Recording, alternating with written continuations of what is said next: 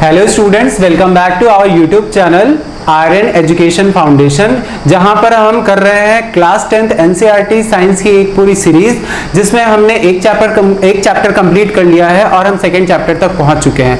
ये सारी एजुकेशन आपको मिल रही है बिल्कुल फ्री ऑफ कॉस्ट, तो आइए एंजॉय करते हैं ऐसी फ्री एजुकेशन और हाई क्वालिटी एजुकेशन।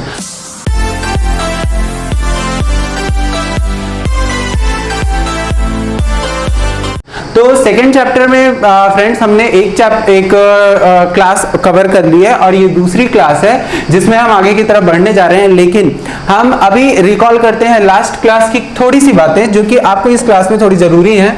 यहाँ पर हमने अभी लास्ट क्लास में क्या पढ़ा था, हमने ये पढ़ लिया था कि एसिड और मेटल का जब रिएक्शन होता है तब तो वहां पर क्या बनता है, एक सॉल्ट बनता है और हाइड्रोजन गैस इवॉल्व होती है।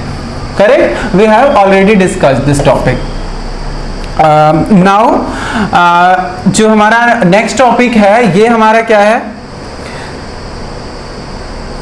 एक एक्टिविटी है दोस्तों। यहां पे हम ये क्या देखते हैं, यहां पे है place a few pieces of granulated zinc metal in a test tube. यहां पे हमें जिंक का मेटल लेना, जिंक मेटल के छोटे छोटे ग्रैन्यूल्स लेने हैं और एक टेस्ट ट्यूब में उसमें 2 ml of sodium hydroxide solution add कर देना है। क्या ऐड करना है यहाँ पे, सोडियम हाइड्रोक्साइड सॉल्यूशन ऐड कर देना है। सोडियम हाइड्रोक्साइड सॉल्यूशन हो गया, जिसका फॉर्मूला क्या होता है, इसका फॉर्मूला होता है NaOH, राइट। यहां पे हमने ले लिया प्लस जिंक ले लिया। उसके बाद क्या करना है, and warm the content of the test tube. और इस टेस्ट ट्यूब में जो भी चीजें हमने डाली उसको अब हीट करना है। तो देखिए यहां पर क्या है, NaOH है, आपको दिख रहा हो, अगर नहीं दिख रहा हो तो मैं यहाँ पे लिख देता हूँ, प्लस Zn सॉलिड है। ओके, तो यहाँ पे क्या बन रहा है, तो यहाँ पर भी हाइड्रोजन गैस ही इवॉल्व हो रही है। मतलब कि बचा क्या हमारा, Na2ZnO2 प्लस H2। ओके, तो मतलब यहाँ पे अगर हम एक क्या ले लेते हैं, एक बेस ले लेते हैं और उसका भी मेटल के साथ क्या कराते हैं, रिएक्शन कराते हैं। तो यहाँ पे क्या बन रहा है, जैसे सोडियम जिंकेट बन रहा है ना, तो यहाँ पर भी हाइड्रोजन गैस हमारा क्या हो जाता है, इवॉल्व हो जाता है। यहाँ पर भी हाइड्रोजन गैस इवॉल्व हो जाती है। You find that the hydrogen is formed in the reaction. However, such reaction are not possible with all metals. लेकिन ये सारे के सारे मेटल के साथ पॉसिबल नहीं है ये रिएक्शन, ठीक है। मतलब कि हमने यहाँ पे क्या देखा था, लास्ट क्लास में हमने देखा था कि मेटल के साथ जब एसिड रिएक्ट कर रहा था तो क्या बन रहा था, सॉल्ट एंड हाइड्रोजन गैस। और यहाँ पर बेस के साथ भी जब मेटल रिएक्ट कर रहा है तो यहाँ पे हाइड्रोजन गैस का जो बनना ये हर मेटल के साथ पॉसिबल नहीं है। लेकिन कुछ मेटल जैसे कि हमने जिंक लिया है, यहाँ पे क्या बन रहा है, Na2ZnO2 और H2, जिसको सोडियम जिंकेट बोलते हैं, ठीक है। तो sodium zincate plus hydrogen gas बन रही थी, ठीक है। अब आगे चलेंगे हम, तो यहां पर है how do metal carbonate and metal hydrogen carbonate react with acid. अगर हम क्या ले लें, मेटल कार्बोनेट ले लें और मेटल हाइड्रोजन कार्बोनेट ले लें तो वो एसिड से रिएक्ट करके हमें क्या देने वाले हैं, चलिए देखते हैं। हमारे सामने आ जाती है हमारी फिर से वही पुरानी एक एक्टिविटी, इसको हमें बहुत अच्छे से समझना है। पहले हम चीजें समझ लेते हैं कि हमें क्या क्या चाहिए। Take 2 test tube, label them as A and B, take about 0.5 gram of sodium carbonate. Sodium carbonate हमने ले लिया, सोडियम कार्बोनेट। उसके बाद सोडियम कार्बोनेट का हमारा क्या होता है फॉर्मूला, Na2CO3। ओके, फिर हमने क्या ले लिया, in test tube and about 0.5 gram of sodium hydrogen carbonate. अब हमने एक और हाइड्रोजन कार्बोनेट ले लिया है जिसका फॉर्मूला क्या होता है, जिसका फॉर्मूला होता है NaHCO3। ओके, तो हमने यहाँ पे 2 चीजें ले ली हैं। Add about 2 ml of dilute HCl into both the test tube. अब दोनों टेस्ट ट्यूब में हमको डाइल्यूट HCl हाइड्रोक्लोरिक एसिड लगाना है। व्हाट डू यू ऑब्जर्व, आपको क्या दिखता है, pass the gas produce in each case through lime water calcium hydroxide. Lime water हमने यहाँ पे पढ़ा था, हमने एक रिएक्शन चैप्टर 1 में यहाँ पे क्विक लाइम के बारे में हमने पढ़ा था, स्लिम लाइम के बारे में पढ़ा था। वहां पर हम सोडियम कैल्शियम हाइड्रोक्साइड सोल्यूशन में हम क्या करेंगे, जो गैस इवॉल्व होगी इन रिएक्शन के आफ्टर उसको हम पास करने वाले, ठीक है। तो क्या होगा, इन्हें हमें देखना है। तो चलिए हम आते हैं एक्टिविटी पे। ओके तो passing carbon dioxide gas through the calcium hydroxide solution, तो सबसे पहले हम क्या देखेंगे, तो यहां पर स्टूडेंट यहां पे सबसे पहले हमने क्या लिया है, dilute hydrochloric acid. Dilute hydrochloric acid मतलब HCl ले लिया है, ठीक है, वो भी कैसा है, डाइल्यूट। ओके फिर हमने यहां पे देखा कि टेस्ट ट्यूब में फिर क्या रखा है, sodium carbonate, sodium carbonate Na2CO3, get it. अब आगे चलते हैं, जैसे ही हम इनको डालते हैं एक दूसरे में, यहां पर एक रिएक्शन होता है, तो यहां पर जब रिएक्शन होता है तो धीरे धीरे धीरे धीरे यहाँ पे गैस इवॉल्व होती है और वो इस डिलीवरिंग ट्यूब से होते हुए कॉर्क के थ्रू इधर से होते हुए आ जाती है इस टेस्ट ट्यूब में, जहां पर हमने क्या ले रखा है, calcium hydroxide solution. Calcium hydroxide का सॉल्यूशन ले रखा है, तो जैसे ही हम इसको इसमें गैस को पास करते हैं तो फिर क्या होता है, आइए देखते हैं।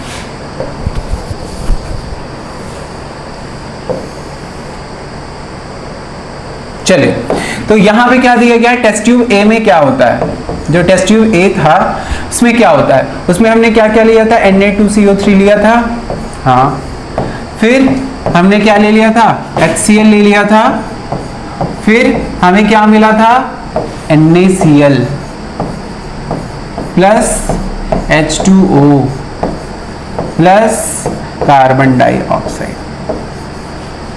ठीक है, इतनी चीजें हो गई। अब जो ये चीजें बनकर आई हमारे सामने, तो यहाँ पे जैसे ये चीजें बनी तो गैस कौन सी इसमें इवॉल्व हो रही है, तो मैं आपको बता दूं, यहाँ पे आपको सब क्लियर, सबको पता होगा कि यहाँ पे कार्बन डाइऑक्साइड गैस है, लेकिन इतने से काम नहीं चलने वाला है। जो हमारी टेस्ट ट्यूब है उसमें जब हम ये गैस पास करते हैं तो क्या होता है, on the passing carbon dioxide gas evolve through lime water, तो अगर हम कार्बन डाइऑक्साइड को लाइम वाटर से पास करते हैं तो वहां पे क्या बनता है, एक व्हाइट प्रेसिपिटेट बनता है। क्या बनता है, व्हाइट प्रेसिपिटेट। एक व्हाइट पीपीटी या व्हाइट प्रेसिपिटेट जो बनता है, ये प्रेसिपिटेट बन रहा है, तो सबसे ज्यादा क्वेश्चन इससे ही पूछेगा, जब पूछेगा कि व्हाइट प्रेसिपिटेट बन रहा है तो कौन सी गैस वहां पे होगी, ठीक है, मतलब जो सॉल्यूशन है हमारा कैल्शियम कार्बोनेट का जो सॉल्यूशन है वो क्या हो जाता है, बिल्कुल मिल्क के कलर का हो जाता है, ठीक, और व्हाइट कलर का प्रेसिपिटेट देता है। आफ्टर सम टाइम वो पूरा रिएक्शन जो हुआ रहता है, जो उसमें मटेरियल बनता है, धीरे धीरे बॉटम में सेटल डाउन हो जाता है, ठीक है, और वाटर ऊपर क्लियर हमें दिखाई देने लगता है। दूसरी टेस्ट ट्यूब में क्या होता है, यहाँ पर सोडियम हाइड्रोजन कार्बोनेट था, यहाँ पर हमने HCl से रिएक्ट कराया तो यहाँ पे भी सॉल्ट बना, वाटर बना और कार्बन डाइऑक्साइड गैस इवॉल्व हुई, और इस गैस को हम अगर क्या करते हैं, फिर से लाइम वाटर के साथ रिएक्ट करते हैं तो फिर से हमें प्रेसिपिटेट व्हाइट कलर का दिखाई देता है और वाटर हमें मिलता है। तो मतलब अगर हम क्या करेंगे, मेटल कार्बोनेट हो या मेटल हाइड्रोजन कार्बोनेट हो, दोनों को हम एसिड के साथ अगर रिएक्ट कराएंगे हमें क्या क्या मिलने वाला है, हमें सॉल्ट मिलने वाला है, हमें वाटर मिलने वाला है और हमें कार्बन डाइऑक्साइड गैस मिलने वाली है। समझ में आ रहा है। और कार्बन डाइऑक्साइड गैस को जब हम क्या करते हैं, लाइम वाटर के साथ उसको पास करते, लाइम वाटर में डालते हैं, लाइम वाटर से गुजार देते हैं, तो वो हमें क्या देता है, व्हाइट प्रेसिपिटेट देता है, जो व्हाइट कलर का प्रेसिपिटेट बन रहा है। तो इसलिए ये बहुत ही क्या है, ये आसानी से पहचाना जा सकता है कि यहाँ पे व्हाइट कलर का प्रेसिपिटेट बन रहा है, तो यहाँ पे कौन सी गैस आ रही है, तो वो कार्बन डाइऑक्साइड होगी। ठीक है, तो आपको समझ में आ गया होगा ये। आगे चलते हैं। मतलब आपको दो चीजें याद रखनी है ना, कि मेटल और जब एसिड का रिएक्शन होता है या फिर बेस और मेटल का रिएक्शन होता है तो वहां पर हाइड्रोजन गैस इवॉल्व होती है, लेकिन मेटल कार्बोनेट या फिर मेटल हाइड्रोजन कार्बोनेट का रिएक्शन जब हम मेटल उसके साथ कराते हैं, एसिड के साथ कराते हैं, वहां पे कार्बन डाइऑक्साइड गैस इवॉल्व होती है। ठीक है, ये दो चीजें याद रखना है। अगर हमें हाइड्रोजन गैस को चेक करना है कि हाइड्रोजन गैस है तो क्या करेंगे, हम बर्निंग कैंडल ले जाएंगे, वहां पे पॉप साउंड होगा। और अगर कार्बन डाइऑक्साइड गैस को हमें चेक करना है कि ये है कार्बन डाइऑक्साइड गैस, तो हम यहाँ पे लाइम वाटर लेके जाएंगे, उससे पास करा रहे हैं तो वो पूरा प्रेसिपिटेट बन जा रहा है, व्हाइट प्रेसिपिटेट बन जा रहा है। ठीक है, चलिए आगे चलते हैं। On passing the excess carbon dioxide the following reaction takes place. अगर हम ज्यादा अमाउंट में क्या करें, कार्बन डाइऑक्साइड पास कर दें तो क्या बन जाता है, यहाँ पे देखिए CaCO3 plus H2O plus CO2। ठीक है, वहां पे हमने क्या किया, एक्सेस अमाउंट में कार्बन डाइऑक्साइड को पास कर दिया, तो यहाँ पे क्या बन रहा है CaHCO3 होल ट्वाइस। ठीक है। Limestone, chalk and marble are different form of calcium carbonate. All metal carbonate and hydrogen carbonate react with acid to give corresponding salt, carbon dioxide and water. आपको ये लाइन बहुत अच्छे से याद रख लेनी है, ठीक है। इसको मैं हाईलाइट भी कर दे रहा हूं। Thus the reaction can be summarized as, अगर आपको इस रिएक्शन की समरी देखनी है तो आप देख सकते हो, कैसे देखिए, मेटल कार्बोनेट या फिर मेटल हाइड्रोजन कार्बोनेट को जब हम एसिड के साथ रिएक्ट कराते हैं तो हमें कॉरेस्पॉन्डिंग सॉल्ट मिलता है और हमें कार्बन डाइऑक्साइड गैस मिलती है और हमें क्या मिलता है, वाटर मिलता है, ठीक है। आपको ये लर्न कर लेना है, मैं इस पे स्टार मार्क लगा दे रहा हूं, आप इसको थोड़ा सा लर्न करिए, आपको इसे याद कर लेना है, ठीक है।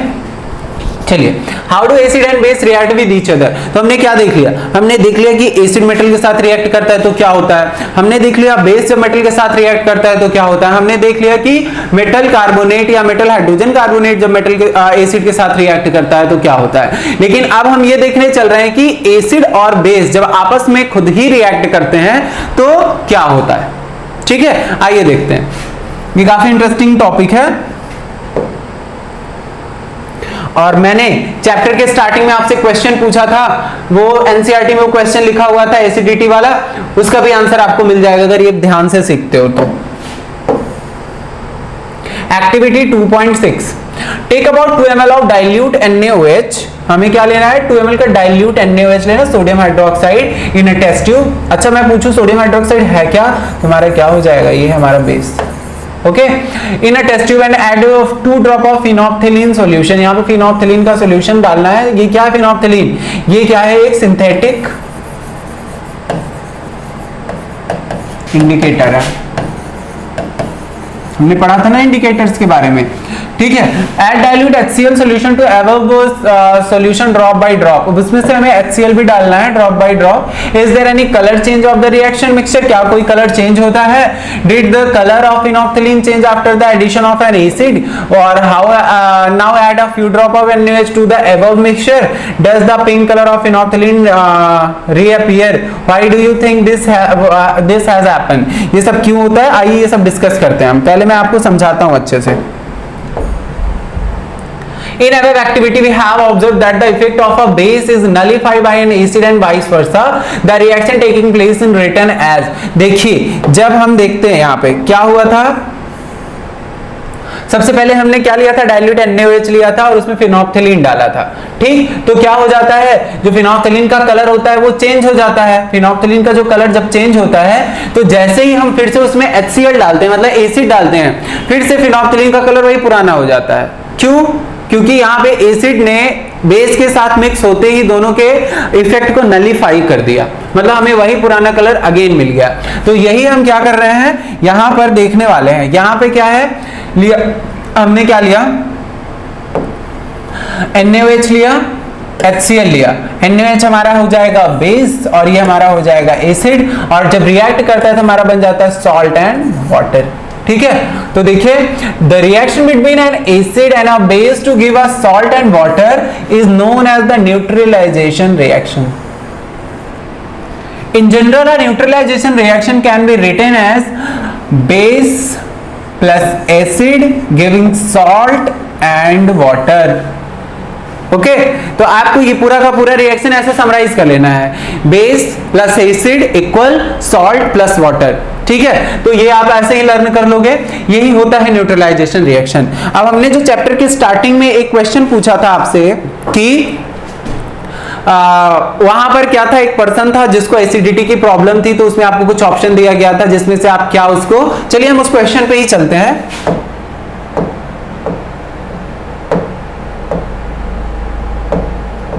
आइए तो देखते हैं इस क्वेश्चन को।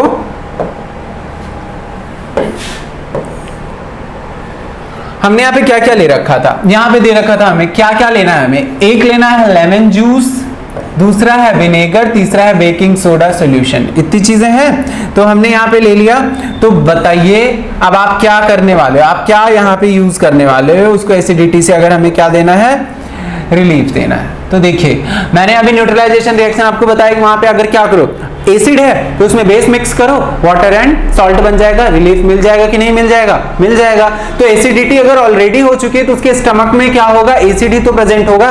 तो अगर हम और एसिड डाल रहे हैं तो एसिडिटी में और प्रॉब्लम क्रिएट कर रहे हैं, तो हम लेमन जूस का यूज नहीं कर सकते, हम विनेगर का यूज नहीं कर सकते।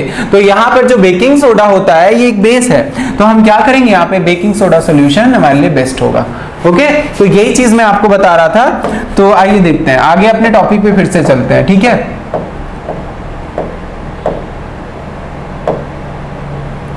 तो यहां पे है reaction of metallic oxide and acid, लेकिन इसके पहले मैं आपको न्यूट्रलाइजेशन रिएक्शन एक बार और अच्छे से समझा देता हूं, ठीक है।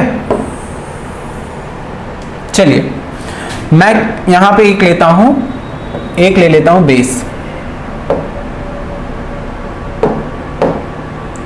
मैं एक बेस लेता हूं,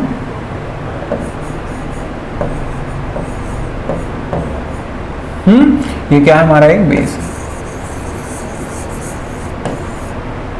ओके, फिर मैं लेता हूं एक एसिड, एसिड हमारा हो जाएगा HCl, ठीक है, सॉरी HCl, ये हमारा क्या है, एसिड है, ठीक। तो यहां पर क्या होगा, हमें सॉल्ट का फॉर्मेशन करना है, हमारे पास सॉल्ट बनने वाला है। तो सॉल्ट कैसे बनेगा, सॉल्ट का फॉर्मूला क्या होता है, NaCl होता है ना। तो मैंने क्या कर दिया, मैंने Na और Cl इन दोनों को एक साथ क्या कर दिया, मर्ज कर दिया। तो क्या हो गया, बचा क्या हमारे पास, इधर का हमारे पास क्या बच रहा है, इधर का हमारे पास क्या बच रहा है, यहाँ पे बच रहा है OH और यहाँ पे क्या बच रहा है, H बच रहा है। और अब हम क्या करने वाले हैं, इसी को हम क्या कर देंगे, ज्वाइन कर देंगे। तो यहाँ पे क्या बनेगा, HOH मतलब 2 बार H है तो H2O, that is water. Okay, तो ये हमारा क्या हो गया, यही हमारा है न्यूट्रलाइजेशन रिएक्शन। क्यों, क्योंकि यहाँ पे बेस है, बेस का जो पीएच होता है वो क्या होता है, मोर देन 7 होता है, ठीक है। और एसिड का जो पीएच होता है वो लेस देन 7 होता है। बट जो सॉल्ट होता है उसका पीएच होता है 7 और वाटर होता है उसका पीएच 7 और दोनों ही न्यूट्रल है। तो यहाँ पर क्या हो जाएगा कि एक लेस देन से मोर देन 7 और लेस देन 7 है, दोनों ही को जब हम मिक्स कर रहे हैं तो हमें एग्जैक्टली 7 मिल रहा है पीएच। इसका मतलब है यहाँ पे दोनों क्या बन गए, न्यूट्रल बन गए, न्यूट्रल बन गए। तो अगर न्यूट्रल बन गए तो इसका मतलब ये कैसा रिएक्शन हो जाएगा, न्यूट्रलाइजेशन रिएक्शन, ठीक है। कौन सा रिएक्शन हो जाएगा, न्यूट्रलाइजेशन रिएक्शन। अब आपको अच्छे से समझ में आ गया होगा। Reaction of metallic oxide with acid, यहाँ पे हम क्या लेंगे, मेटल ऑक्साइड लेंगे और एसिड। तो यहाँ पे भी क्या बनने वाला है, वही सेम चीजें। ये एक्टिविटी भी करने की आपको जरूरत नहीं है। हम यहाँ पे क्या ले रहे हैं, मेटल ऑक्साइड, एक मेटल ऑक्साइड लेंगे और यहाँ पे क्या लेंगे, एक एसिड। तो भी यहाँ पे क्या बनने वाला है, सॉल्ट एंड वाटर। ऐसा क्यों है, अगर यहाँ पे मैं बोलूं कि यहाँ पर एसिड है, मतलब इसका कैरेक्टर कैसा होगा, एसिडिक होगा। अभी हमने क्या पढ़ा था, न्यूट्रलाइजेशन रिएक्शन पढ़ा था ना। तो वहां पे क्या था, एसिड के साथ जब बेस का रिएक्शन हो रहा था तो सॉल्ट और वाटर बन रहा था। इसका मतलब जो मेटल ऑक्साइड होगा उसका नेचर कैसा होगा, आप पहले ही प्रेडिक्ट कर सकते हो कि ये क्या होगा, बेसिक इन नेचर। क्या होगा, बेसिक इन नेचर। क्यों, क्योंकि हमें पता है न्यूट्रलाइजेशन रिएक्शन कब होता है, जब एसिड और बेस का रिएक्शन हो, सॉल्ट एंड वाटर का प्रोडक्शन हो। तो यहाँ पे क्या हो रहा है, सॉल्ट एंड वाटर भी बन रहा है, एसिड है। तो यहाँ पे अगर मिसिंग क्या है, तो वहां पे बेस ही तो मिसिंग होगा। तो यहाँ पे मेटालिक ऑक्साइड है, वो भी क्या होता है, बेसिक इन नेचर होता है। हाँ, कुछ एम्फोटेरिक होते हैं, बट आप अभी मान के चलो कि सारे के सारे क्या होते हैं, बेसिक इन नेचर होते हैं। वो आप आगे पढ़ोगे अगर उसमें से कुछ एक्सेप्शन हुआ तो, ठीक है। तो देखते हैं, you will notice that the color of solution become blue green and the copper oxide dissolve। कब, ऐसा कब हुआ, take a small amount of copper oxide in a beaker and add dilute hydrochloric acid slowly while stirring। जब आप उसको धीरे धीरे मिलाते हो, हाइड्रोक्लोरिक एसिड डालो, तो क्या होता है, notice the color of the solution। तो यहाँ पे क्या होगा, you will notice that the color of the solution become blue green and the copper oxide dissolve। The blue green color of the solution due to the formation of copper second chloride is in the reaction the general reaction between the metal oxide and an acid can be written as। तो ये चीजें मैंने आपको अच्छे से समझा दिया है कि हमारे पास अगर क्या है, मेटल ऑक्साइड है, एसिड है, रिएक्ट कर रहा है तो सॉल्ट वाटर बन रहा है। तो हमें यहाँ पे क्या समझना है, हमें यही समझना है कि मेटल ऑक्साइड का जो नेचर होता है that is basic nature, when the base react with acid it gives salt and water. तो यहाँ पे वही न्यूट्रलाइजेशन रिएक्शन हो रहा है, ठीक है। तो आपको समझ में आ गया होगा ये। तो यहाँ पे हमने क्या देखा था, since metallic oxide react with acid to give salt and water similar to the reaction of base and acid. तो बिल्कुल वैसा ही रिएक्शन हमको देखने को मिला जैसा कि बेस और एसिड रिएक्ट करते थे। कब हमें देखने को मिला, जब हमने मेटालिक ऑक्साइड का रिएक्शन कराया किसके साथ, हमने कराया जब एसिड के साथ। तो जब एसिड और बेस सिमिलर है तो यहाँ पे एसिड तो सिमिलर हो गया, इसका मतलब मेटालिक ऑक्साइड क्या है, एक बेस है। तो यहाँ पे दिया metallic oxide are said to be basic oxide. तो मेटालिक ऑक्साइड हमेशा क्या होंगे, बेसिक ऑक्साइड होंगे। आगे चलते हैं कि नॉन मेटालिक ऑक्साइड क्या होंगे जब वो बेस के साथ रिएक्शन कर रहे हैं। तो यहाँ पे आपको ऐसे ही क्लू मिल गया कि नॉन मेटालिक ऑक्साइड जब बेस के साथ रिएक्ट कर रहे हैं और न्यूट्रलाइजेशन रिएक्शन ही होने वाला है तो ये कैसे होंगे, एसिडिक इन नेचर होंगे, ठीक है। हम पहले ही प्रेडिक्ट कर चुके हैं। कैसे, you saw the reaction between carbon dioxide and calcium hydroxide in activity 2.5। जब हम एक्टिविटी 2.5 कर रहे थे तो हमने क्या देखा था एक्टिविटी 2.5 में कि calcium hydroxide COH whole twice which is a base, ठीक है, वो एक बेस था, रिएक्ट विद कार्बन डाइऑक्साइड। और जब हमने CO2 से रिएक्ट किया था, जब प्रेसिपिटेट बन रहा था to produce a salt and water, तो वहां पे भी क्या बना था, सॉल्ट और वाटर बना था। Since this is similar to the reaction between a base and an acid we can conclude that non metallic oxide are acidic in nature. तो मतलब आपको कभी भी नॉन मेटालिक ऑक्साइड दिया गया हो तो आप क्या बोलोगे, उसका नेचर कैसा है, एसिडिक होगा। कैसा होगा, एसिडिक होगा। मतलब आपको दो चीजें याद रखनी है, क्या क्या है वो मैं यहाँ पे आपको समराइज करके दे रहा हूँ, आप वीडियो का स्क्रीनशॉट ले लेना। तो यहाँ पे आपको हमेशा याद रहेगा वो, ठीक है। कैसे, तो मैंने देखिए यहाँ पे लिख दिया है, यहाँ पे क्या है, मेटालिक ऑक्साइड अगर है तो कैसे नेचर का होगा, ये होगा बेसिक। और यहाँ पे अगर नॉन मेटालिक ऑक्साइड है